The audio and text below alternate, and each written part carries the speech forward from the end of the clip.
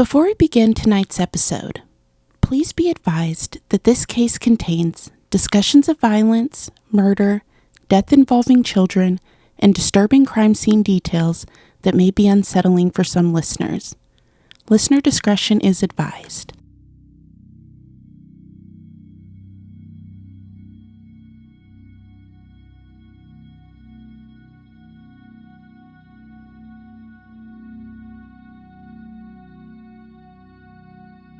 Hey guys, so last week's case was filled with twists and betrayals and a family that refused to stop searching for answers. And somehow this week's case sent me spiraling all over again.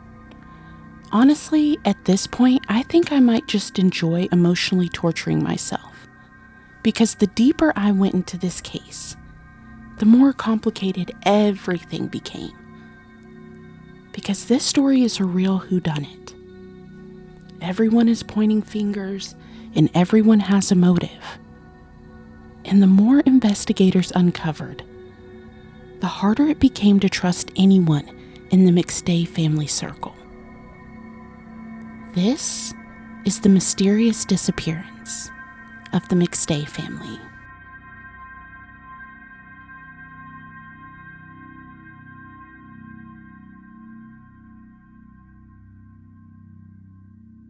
Joseph and Summer McStay were just beginning their lives together. A couple with 2 young boys, a new home, and a growing business. And then they vanished. No goodbye, no calls to the family, no explanation. Just an abandoned home, unfinished plans, and a business suddenly left behind. At first, investigators believed the family may have left voluntarily. But the deeper investigators looked into the case, the more suspects started to emerge. And in this case, it seems like no one could truly be trusted.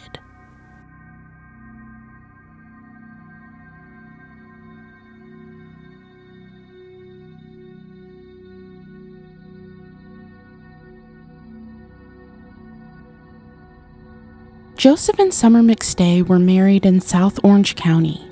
According to the people closest to them, they truly loved each other. Summer had always dreamed of becoming a mother, and when she met Joe, everything in her life seemed to fall into place. The couple first lived in a small apartment in San Clemente, overlooking the beach. Joe loved surfing, and together they built a close group of friends they spent time with, surfing and hanging out with regularly. Not long after the couple welcomed their first son, Gianni, then came Joseph Jr. The little beach apartment had once felt perfect, but with 2 growing boys, the family needed more space. So the McStay family moved to Fallbrook. The home had a large yard, and Joe looked forward to fixing it up and building a life there with his wife and sons. Summer was known for her bright smile and loving personality. She was fully in support of Joe's business dreams. Joe had started a business called Earth-Inspired Products right out of their garage.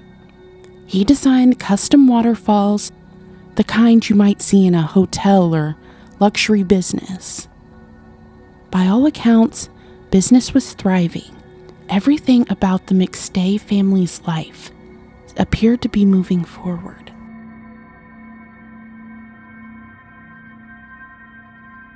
On February 15th, 2010, a San Diego County detective received a call from Michael McStay. Michael explained that no one had seen or heard from his brother Joseph, Summer, or the children in 11 days. And by this point, multiple people were becoming concerned. Joseph's co-workers had also been trying unsuccessfully to contact him. One of those co-workers was Daniel Kavanaugh. Daniel worked closely with Joe, helping grow Earth-Inspired Products online. He was described as the tech guy behind much of the company's website expansion. When Joe suddenly stopped responding, Daniel became alarmed, even requested a welfare check. And then there was Chase Merritt, a welder who worked with Joe creating custom pieces. According to family and friends, Chase and Joe were extremely close. They reportedly spoke multiple times a day, and according to Chase, he was the last person to ever see Joe alive. Chase claimed that he met Joe for lunch at a Chick-fil-A on February 4th to discuss business. After that lunch, no one ever saw the McStay family again.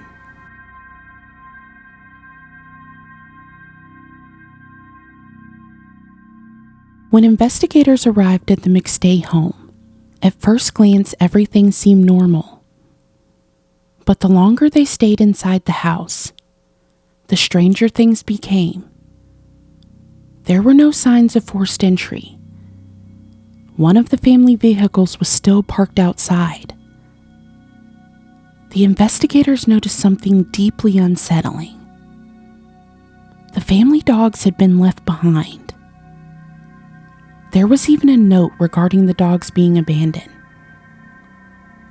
And to everyone who knew the McStays, that immediately felt wrong. The dogs were treated like family, the type of pets people referred to as their other children. People who knew Summer and Joe could not imagine them willingly abandoning their animals. And honestly, that alone would have set off alarm bells for me. Because when someone is truly an animal person, leaving their pets behind is just not an option. But things inside that house became even stranger. Investigators described the home as looking frozen in time. Investigators said that popcorn was still in front of the TV, half-eaten food remained on the counter. It looked as if the family had simply vanished in the middle of normal life. And the deeper investigators looked, the more concerning the situation became. But there was a major problem. Because although the police entered the home, there was still no evidence of foul play, which meant investigators had to wait to obtain a warrant before they could remove any items from the property. And because the home was never initially treated like a crime scene, it was never secured. During the 4 days that it took to obtain the warrant, Joe's mother entered the home and attempted to clean. And investigators later realized that any potential evidence inside the house may have unknowingly been destroyed. It was a devastating setback, but investigators had other leads to follow. Because one of the McStay's family vehicles was still missing.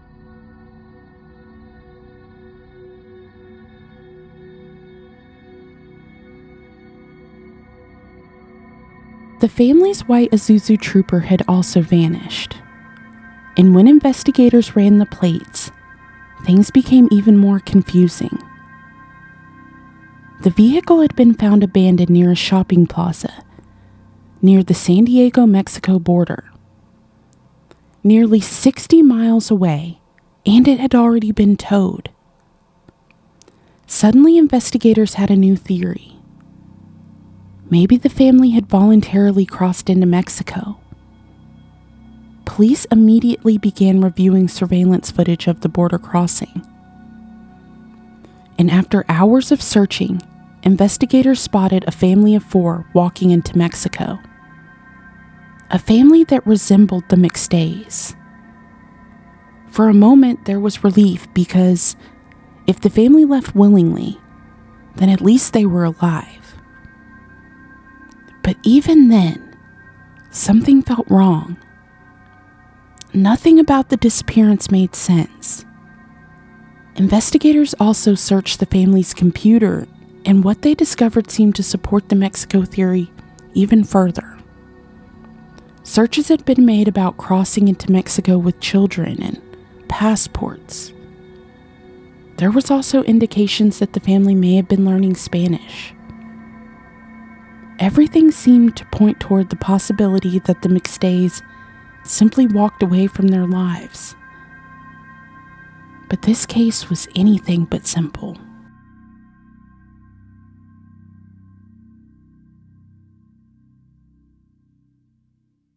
Despite the evidence suggesting that the family left voluntarily, people close to the McStays were not convinced. The case quickly gained national attention, and the family began digging deeper into Joe's business dealings. Joseph's father, Patrick, and a friend, Gina Watson, discovered something suspicious. Emails connected to PayPal withdrawals totaling over $7,000.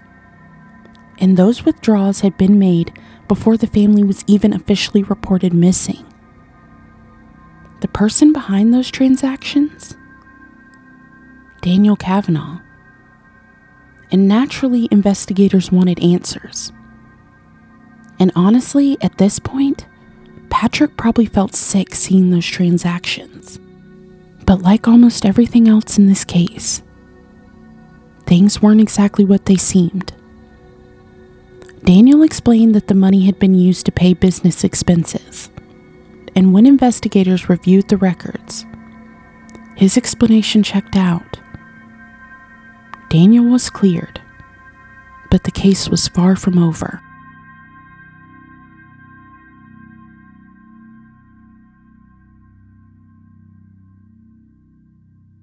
Then Gina brought investigators another concern.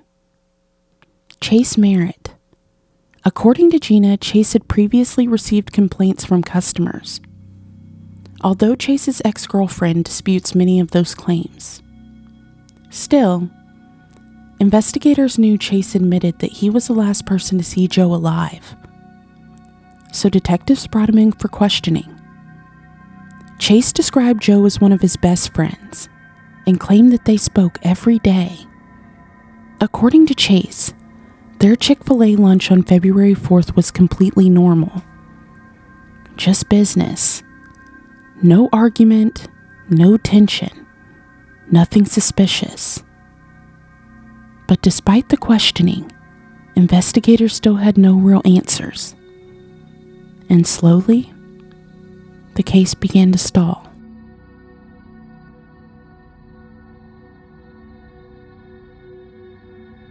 By 2013, San Diego investigators had exhausted nearly every lead. So the case was handed over to the FBI, and that decision would change everything. On Veterans Day of 2013, a motorcyclist was riding through the Mojave Desert, and he spotted what he initially thought was a tortoise shell. But when he looked closer, he realized it was a child's skull. And from that moment, investigators received the call. They knew that everything that they thought about this case was wrong. Investigators arrived at a remote desert area off Interstate 15 between Las Vegas and Los Angeles. And as they searched the scene, they uncovered 2 shallow graves. Inside those graves were 4 bodies.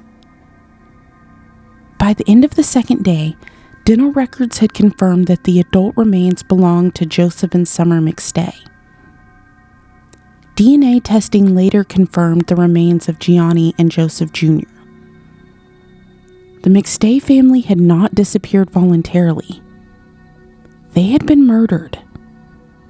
And investigators were now faced with an entirely different task: figuring out who killed them.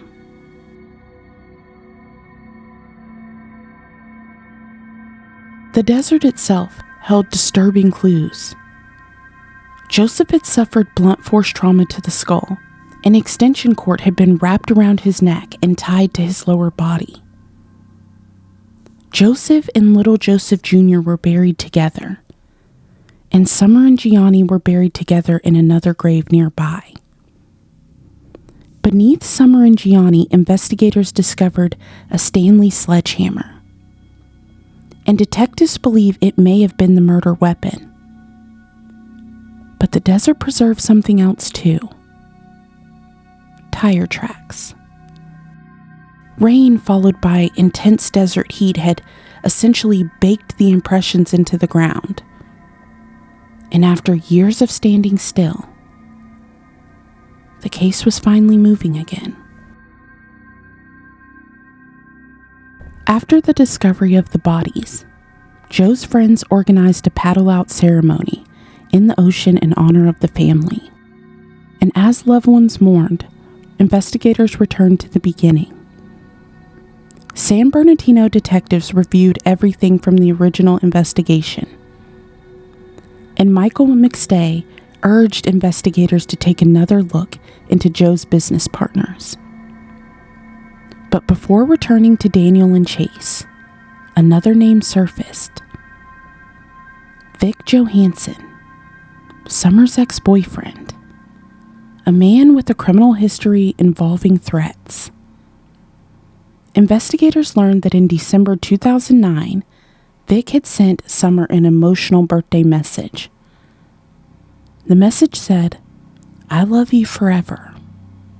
And initially, that looked suspicious. But after investigators verified Vic's alibi, he was cleared. Then police looked into Michael McFadden, the husband of Joe's ex-wife. Michael also had a criminal history involving assault. And investigators learned there had been disagreements involving the children. But once again, that lead went nowhere, which brought investigators back to Daniel and Chase. As investigators dug deeper into Joe's business relationships, new tensions started to surface. Texts between Joe and Daniel showed growing frustrations. Daniel accused Joe of excluding him from business decisions, and Joe accused Daniel of hurting the company. And at first glance, Daniel looked suspicious, especially after learning that he later sold the business without giving any of the money to Joe's family. And honestly, that definitely gives you pause. But once again, Daniel's alibi held. He had been in Hawaii, and investigators could prove it. But Daniel did provide investigators with another important clue. Chase Merritt allegedly owed Joe over $30,000. And suddenly, investigators had financial motive. When investigators examined the company's finances more closely, a troubling picture began to emerge. Chase was drowning in debt. And just days before the family vanished, Joe had sent Chase an invoice stating that he owed over $40,000. Investigators also uncovered evidence of gambling problems. And Chase already had a criminal record involving theft and burglary. Then came one of the biggest breaks in the case.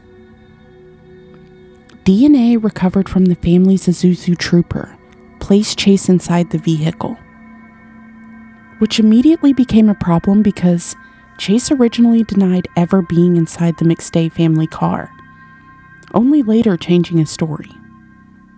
Investigators learned that Chase had ties to the desert area where the bodies were discovered. His cell phone placed him in the region, and family members lived nearby. With every interview, Chase's story continued to fall apart. And eventually, police arrested Chase Merritt.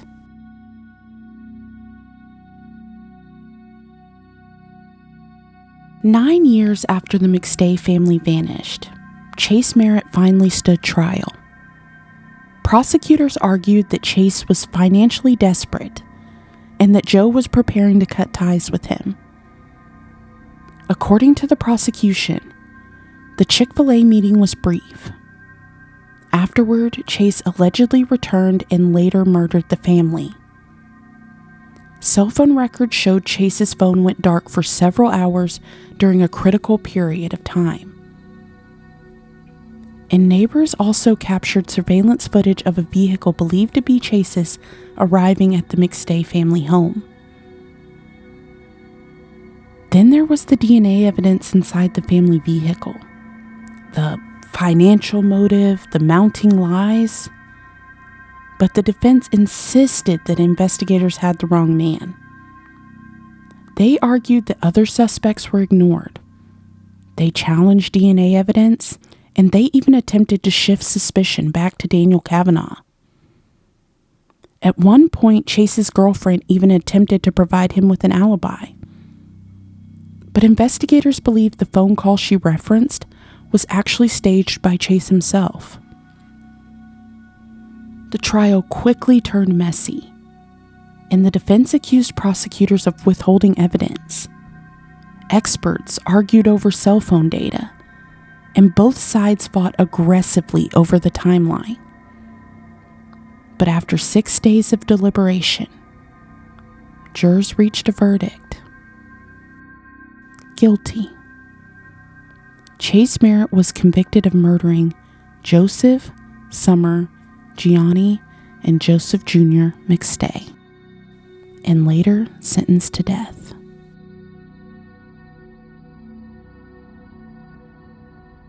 Chase Merritt continues to maintain his innocence, and he's still attempting to appeal his conviction. Meanwhile, Daniel Kavanaugh says this case destroyed his life. For years, he's dealt with the public suspicion and accusations connecting him to the murders. Today, he reportedly spends most of his time in Hawaii pursuing new business ventures. But for the McStay family, none of the legal outcome truly brought peace, because no conviction can undo what happened to Joseph, Summer, Gianni, and Joe Jr.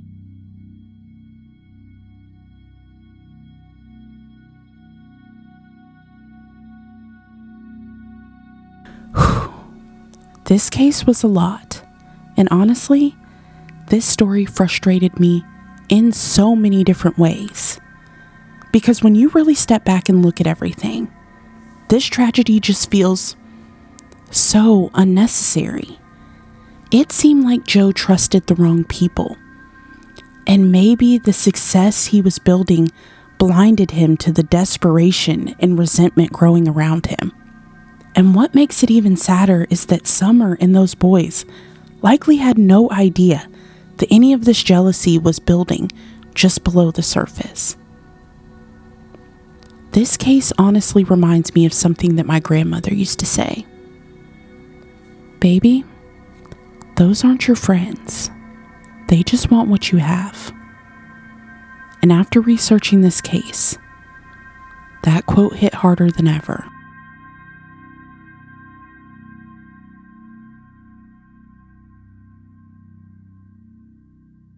I really hope that you enjoyed tonight's episode. And next week, we're shifting into something a little darker, a little stranger, and a place that's filled with stories. This has been What's Done in the Dark, where every secret casts a shadow. I'm Tiara. And remember, what's done in the dark never stays there for long.